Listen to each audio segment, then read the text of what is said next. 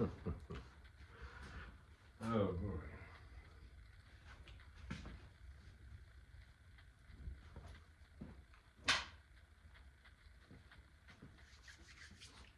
It is Sunday night, June 15th, 2025, Father's Day, which I had a great one. Time of day is 23:44 hours. Before I say anything I was going to say in this journal entry is I just had the damnedest fucking thing happen to me, and fuck, it was so painful. Okay, let me tell you, point to there it is. You can see some of the blood there, right, a little bit. I don't know if you can see it well on camera, but in real life it's about, see if I can get a little closer. Alright, well, you can't see that, but I did my best to show it. This is fucked up, I never did this before. I was in the shower about an hour ago, and I was shaving both my face and my head, and I had forgotten before I went in the shower, somewhere today, somehow, I don't remember feeling it, but I had gotten some kind of a hit or a scrape on the top of my head from something, I don't know what. I didn't notice it until like a little while before I went into the shower, you know, you go in the shower. I didn't think nothing of it, it's just like a little red scab, you know, like the size of a little smaller than a dime, you know, it's right there, right there. So I forgot it was there, and I was in the shower, and I put the shaving cream all over my head. You guessed it, I forgot it, and I'm shaving over it, and I went right over the scab with the razor, and I cut it right off, right fucking clean from the skin. I jumped in the fucking shower, I almost hit the top. I screamed, it fucking hurt. It hurt, and it stung like a motherfucker. And it took me about 2 seconds to realize what I did. And I was like, fuck, man, I looked in the shower, it was like a lot of blood. You know, and it was fucking hurting. It hurt, it was stinging, right? You know, and then I was thinking a little bit afterwards, like, that's right, yeah, when they used to scalp people, scalping and stuff, because all of those nerves and stuff are in the top of your head and all that. And what I did was, when I did the cut, it's hard to talk, I feel it. But it not only took the top part of the scab, but I guess it pulled out some other stuff, so there's a little divot in there. I had my girlfriend look at it, she got all grossed out, you know? But it's weird, it's always happening with me, forever. Like, go to do something very simple, I'm going to get milk, you know, whatever, and, you know, I met aliens or something. But in this case, I go to a simple, peaceful shower, and I come out with a severe, painful injury, blood, and,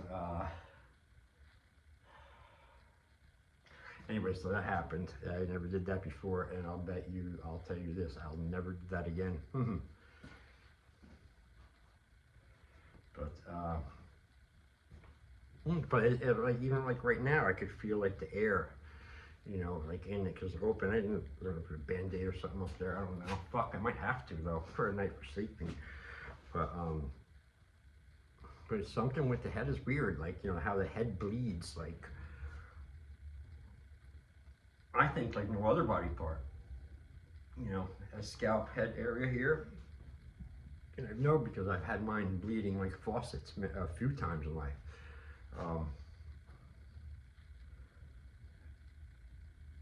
But there was never real damage, just the scar and stuff. But it was just like a lot of blood. Like I have another scar over here. And I don't know if you can see this one here. It's like right there. It's like about that big. It's like a little divot. I don't know. I better fucking lighting and shit in here. But anyway, it's a scar about that big. And not only is it a surface scar, but there's a dent in my skull. Like a little divot. From what, you may say, Jason? From a giant, huge industrial fucking steel door that was on the boardwalk in Wildwood and caught a gust of ocean wind and blew the door out into the crowd, and had no handle either, into the crowd where whoever's there. And I was walking, and I was not paying attention walking forward. I was walking like completely turned back, focused on these girls that just came into our hotel. And I was just, doing one of these things, going up the ramp. And then as I turned, it's a quick flash, I see the door, boom, big flash. It didn't knock me out. Pretty impressed, actually, I think about it. Because it fucking hit me hard. It was a whang, and it didn't knock me out. It didn't even really hurt that much. And I shook it off. I was more embarrassed than anything, because people were around and stuff. I just graduated high school that month, 1989. I was down there with my friend Victor Ferreira. And we had no place to stay. We were staying with these girls, friends we knew, and then we were just partying, having lots of fun, right? So anyway, so I'm staring at these new girls. They were older, and they came to our hotel earlier, and I was fixated on this one. But anyway, boom, it happened, and I stumbled back a little bit. I'm embarrassed now more than anything, right, of course. So I shrugged it off, because I just, boom, I saw a flash, boom, all right, but I was with it. I was like, okay, I shook it off. Everyone's looking, all right, fucking cool, relax, everyone. I could have sued and got a lot of money for this. I know it, but I fucking so stupid. So we finished walking up the ramp, and I was with me, my friend Victor, and then the girls we were with who had the hotel room. There was like, I don't know, 6 or 8 of them. And we were all going to the boardwalk. So by the time we got to the top of the ramp where the people are walking the boardwalk, one of the other girls in the group started screaming, like I've been looking at me, and pointing and screaming, right? And everyone was looking like, what? And like, oh shit. And I guess it took a couple of seconds or something for my head to open up with the blood faucet. Because I turned and I looked in one of the mirrors of the game things, and I was covered in blood, all over like this. But I didn't really feel anything again, except the embarrassment and the annoyance that this is getting in my way with me and that girl, right? That's how I was, 17-year-old kid, right? So, long story short, I never filed the police report. I never did any kind of thing, go in there, got help, nothing, because I didn't want to go to the hospital. I didn't want to get stitches, and I didn't want to spend the whole night doing that bullshit. And I was like making it happen with this girl, too, even after the cut. And she was like helping me and stuff, and we're like, so I refused all of that like an asshole. That's where I could have sued, but anyway. And then, long story short, what happened, it was such a shock and such a blow that my head did not stop bleeding until sometime the next morning. And I remember I was with the girl, and we ended up going to the beach that night and spending pretty much the whole night with my head like this, her holding the thing for the blood, and constantly changing it and talking and all that, and that's how it ended up. So I could have probably got so much money from this company, because it's an arcade, right? And a huge ass arcade, they got money and all that. And they're on the boardwalk there, and they have these huge ass fucking ramps that go from the street level up to the boardwalk, right? And then you have the ocean, the fucking Atlantic Ocean, all right? Right there. That's it. They were like the first, that boardwalk and the ocean. So ocean breeze probably happens constantly. So they have this huge metal door that's built into the side of the wall that you pass as you're going up the ramp, right? You don't even know there's a fucking door there. There's no doorknob or nothing. And the thing doesn't open up like to the inside to like the building. It opened up outside into the flow of the crowd. That's how it was set up. So I look back, I was like, I could have gotten, I know, but whatever, I didn't. I got the little story, that's it. But I don't know, so that got me to thinking, that one, like, damn, how many times have my head been fucking whacked around in life? I'm serious. My first one was, it's an intense one, was being knocked unconscious with an aluminum baseball bat when I was about 5. Um, yeah, completely out cold for like, I don't know, probably 30, 60 seconds, a couple minutes maybe even. So I woke up on the other side of the apartment, so my mom was holding me, and the kids brought me there. You know, we were playing baseball unsupervised and shit back in the day, 1975 or 6 or something. And everyone had these aluminum baseball bats because the factory next to the apartment, project place buildings, yeah, where we lived, made aluminum baseball bats, you know, and other shit. So everyone had them in their house everywhere. You know, there was like fucking just everywhere these aluminum baseball bats. So that's what we were playing with. You know, I was either kindergarten or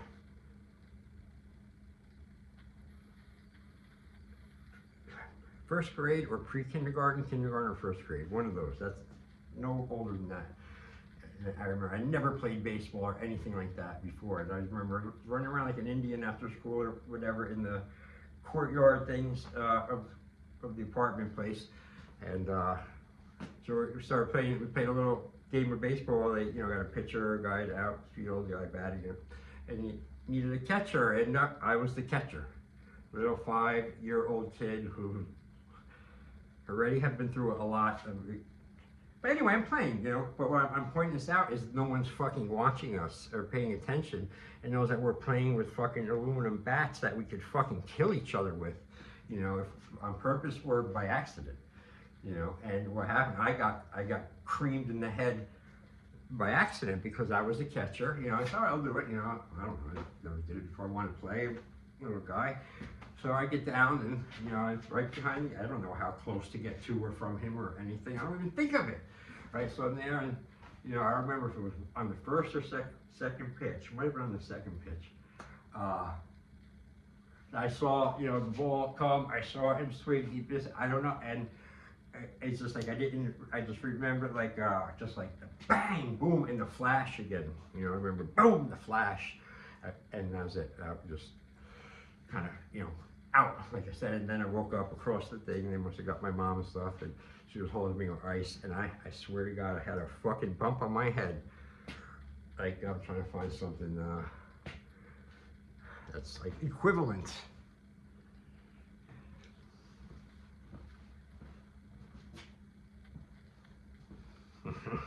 All right, this is good. I swear, it was probably about that high. I remember it for some reason, you know, still to this day. It was right on the top of my fucking head like that. Woo! And I remember as a little kid, I mean, it was fucking big, you know, and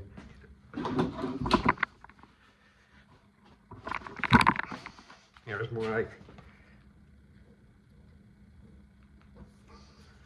you know, like kind of this, you know, just big fucking 2-inch, you know. And I remember I was little, and even then, my mind like said to myself, like, I remember, like, that's not good, that's not right, that I shouldn't have that on my head. You know, I remember thinking that, you know, it's fucked up. So there was that hit. Boom, this one. I had another one. Here's another unbelievable one. Since I'm going down all the head injuries and stuff today. Now, another one of the greatest highlights here. And this was kind of recent when I was in my 40s. Maybe 45 or something. And I just started working at this place called Cargo Force, and it was I was a independent postal contractor, right? And we handled mail from, you know, FedEx, the U.S. mail, UPS, and also the military, and all the military mail and stuff that was going over to Iraq and stuff back then at the time. So we would get their foot lockers and all kinds of shit. It was crazy. And there was military police there 24/7, always watching around, watching over all the stuff that was, you know, military mail and goods and shit in the foot lockers. So it was intense. But anyway, it's this big giant fucking, you know, I don't know what to call it, like giant building that had like this FedEx wing hanger on it and all these other things from these other postal stuff and everything. It was just huge. But anyway, so I was just started working there. I don't know, I was maybe there a couple months, right? And I was loading and unloading trucks, you know, and it was at a furious pace at this place. But they paid really good, and you know, it was a tough job. But you know, each truck there's always would be a couple of 3 to 5 guys in there working on it. So we were in there, and I was in there, and we, you know, have a forklifts in the truck. They come and pull the stuff out, what they can and stuff, and you work with the forklift. Well, anyway, so I'm standing there, and the guy who's riding the forklift is fucking so new. I mean, like not even he wasn't even a month old. But I don't know. I mean, he was doing good, and you know, he just was. Everyone let him, you know. But he was driving the forklift, and I was in the truck, and I remember as he was doing it, he pulled out and he stopped for a second. He got off. He went to get something. He left the forks up this high, like up by my fucking head. And everyone who knows anything about warehouse or forklifts and shit, that shit's supposed to be 1 to 2 inches off the ground the most, you know, when you're not operating it anyway. So I made mental note to myself, like, well, he's new, he doesn't know. I don't want to get up there and fucking do it. Let him do it. You know, I hate driving those fucking things. Sometimes they were cool, but anyway, so I'm standing next to the side of the truck, like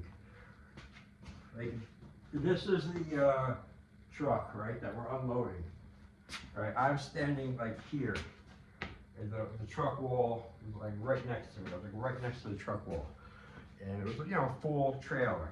They're huge. And a couple other guys to the other side, and the forklift was in the middle. All right, so you know, we go back to work, and I'm sitting there, and just out of nowhere, right? Out of nowhere, I remember looking at, talking, or doing something, and out of nowhere, I just get whack, hit with the fucking forks of the forklift, right? Right in my fucking head, right across here like this. Bam, boom, pins me up into the side of the truck, right? I'm pinned now between my ear and the fucking metal side of the truck. And then he's panicking, I don't know, he backs up, he starts dragging me. Right, so he dragged me about 2 or 3 feet on the fucking metal door.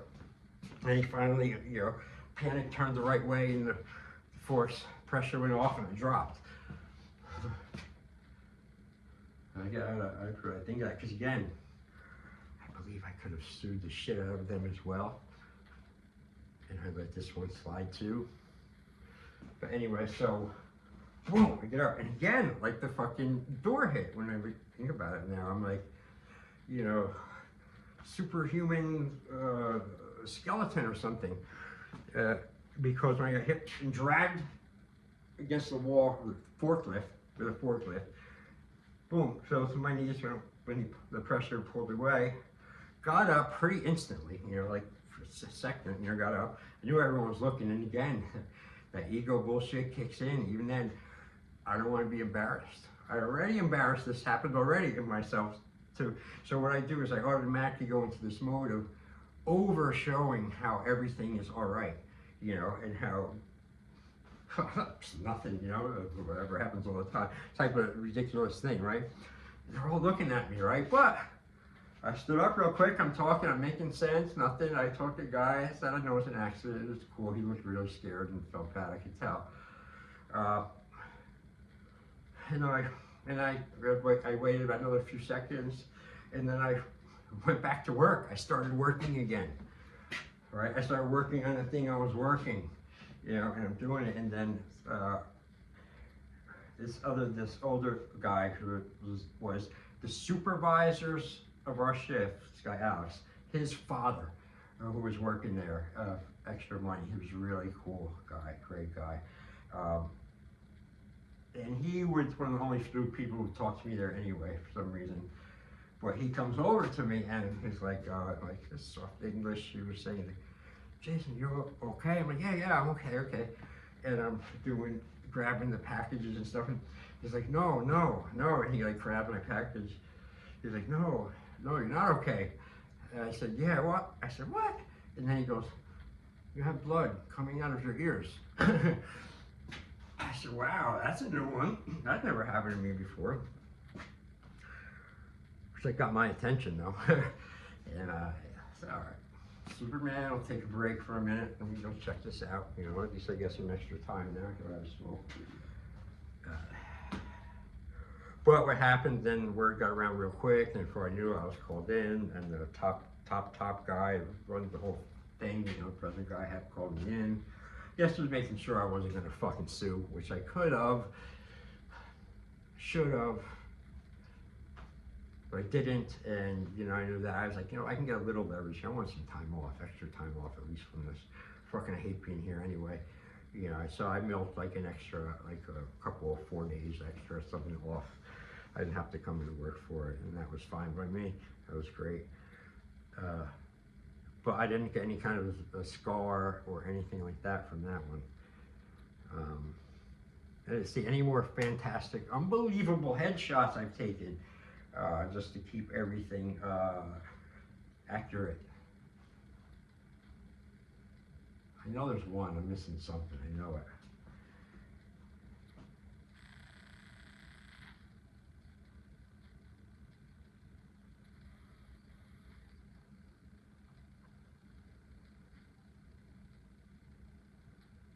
Yeah, that's what there's one. I don't want to get into all this shit now, though. I don't know. I got way too into it already.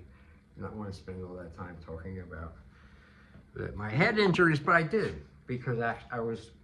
This is a journal entry, remember, so I'm documenting it for myself. So in this journal entry, I went down history lane and I went over all my head injuries because I had a new one to add to it.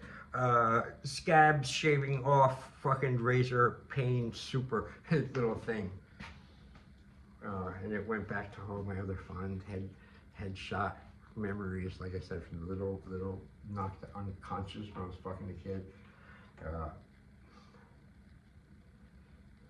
So well, that's real nice Sunday night stories, Jason. Huh? That's real positive and happy. You know, it is what it fucking is. You know, it's not meant to be either or.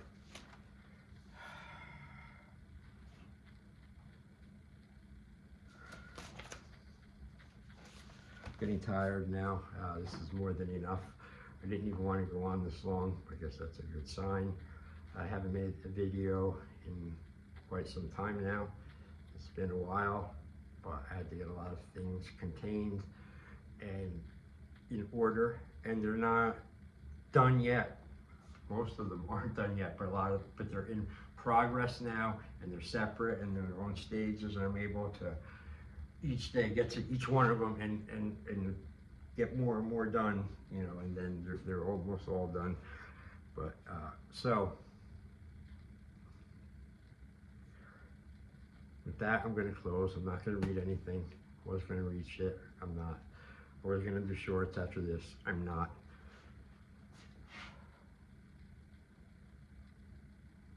You know, Sunday night is very important because it blends into Monday, and Monday sets the tone for the week. So then you would have to you would have to deduce that Monday sets the tone for the week.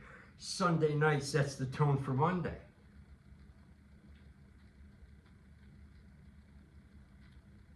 I looked at this shit every day, everything like a battle in some form or way. Not all of this shit, but because that's how life is. All right. And the other things I want to note for myself was, again, it was great Father's Day. I spent the whole day with my 2 daughters, my girlfriend. We had a great time. And I'm going to be, you know, back to my regular schedule tomorrow. Lord willing, and the creek don't rise. Lord willing, and the creek don't rise. I'll be back to my regular schedule of unpredictability and predictability at the same time tomorrow. So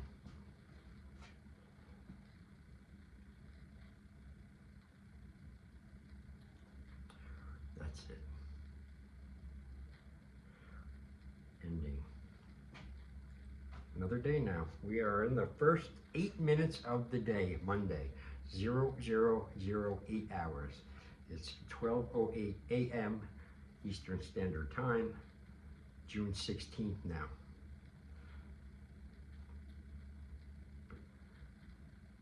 But this is still a Sunday night video.